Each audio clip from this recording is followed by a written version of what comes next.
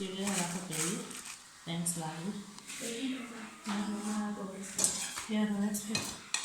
Just a straight line for here. Small one. No, like local.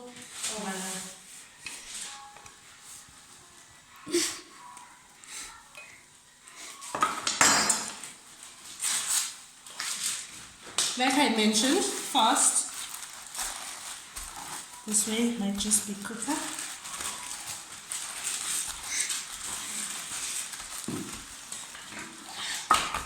Depending on the cereal you use, though, you might not want to break the cereal up that much. If it's a certain type, like Fruit Loops or other brands that are kind of like a known design, Yeah. just want to be careful not to bust them up and make it into a mush.